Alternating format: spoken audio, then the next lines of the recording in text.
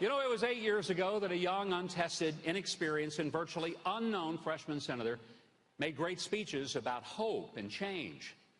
But 8 years later, our debt's more than doubled. America's leadership in the world has completely evaporated. And the country is more polarized than ever in my lifetime. We were promised hope, but it was just talk. And now we need the kind of change that really could get America from hope to higher ground. All right, there he is, Mike Huckabee, who we will have on this show exclusively tomorrow. So make sure you see, here for that one, running for president. And John Zogby, he's not, but he's a pollster, of course, Zogby Polls, CEO of Zogby Analytics. John, so we see Huckabee today, Carly and Ben Carson yesterday, and the field gets bigger. Yeah, it sure does, and interesting too. All appealing, you know, to the same base, but eclectic, different in their own way. We can go through them one by one if you'd like. Yeah. Let's start with Huckabee, work our way backwards. Huckabee's a good candidate. You know, he's run and he's won. He's run a state. He's very affable. He's very funny, very appealing. He won in Iowa. Which is, you know, that's the great table setter of them all. He's got a lot of competition this time in Iowa. And so, you know, the battle for the social conservatives or the Christian right, you know, kind of limits his chances this time. Yeah, and he won 8 primaries in 2008, from what I recall. So, you know, it shows that even if you, you know, have some success, it doesn't mean you're getting the nomination. No, absolutely not. You know, and none of them were the big major states with a lot of the delegates.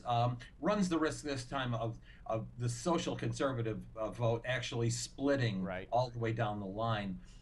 Ben Carson, you know, very smart, iconic guy, gives a fantastic speech. But I'm just not sure of him as a candidate yet. I've seen a few public appearances, television appearances, one-on-one, that suggest to me just not ready, you know, to deal in the world of policy and politics. But he could catch fire because you hear some buzz about Ben Carson, and actually, you know, his polling numbers are not bad either in Iowa or nationally. You know, they're not down at the asterisk in the 1% level. Right. And Carly? I don't get it. She's very vulnerable as a CEO, which is supposed to be her strength. She was not a good candidate when she ran against Barbara Boxer.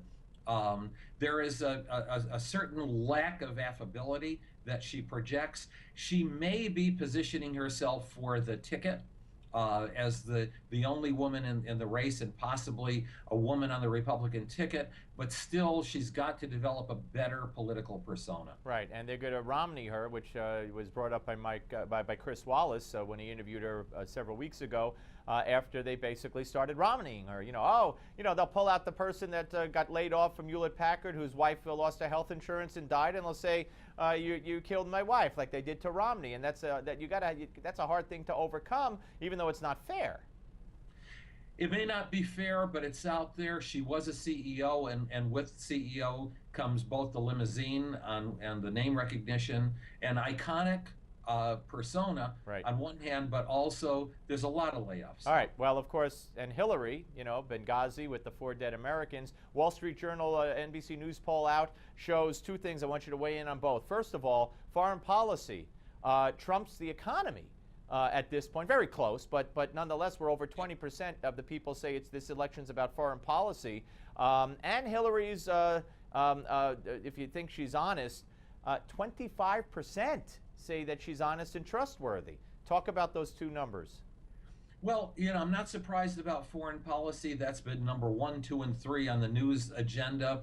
And for that sense, when you go into an election cycle that, hey, the world is going to hell in a handbasket, more people are talking about ISIS and about Iran and about America's role in the world today than they're talking about the state of the economy. And is that bad? Is that troublesome for Hillary, combined with the dishonesty factor? Well, I think so, because even though she was Secretary of State, it's very hard to pinpoint a great success that she had as Secretary of State. And in fact, she's now going to testify about Benghazi. Right. This time around, it's going to be very hard for her to say, well, what does it matter? Right. Who cares? Because this poll shows it does matter and people do care. And Bernie Sanders is a non-factor. Do you think if the Governor O'Malley gets in, it'll be, we got 30 seconds. Will he make a difference? Yes. It'll be Hillary against somebody else, and somebody else will do well. I don't know enough to win, but right. She'll have to slug it out. Interesting. John, always great to talk to you, sir. Thank you so much for your time. Thank you, Steve. All right. John Zogby, ladies and gentlemen, CEO of Zogby Analytics. And when we come back, it's a little thing we do here at the end of every hour, and it's Gimme 5. It's coming your way next. It's Barack Obama. Give you a hint. Next. Don't go away.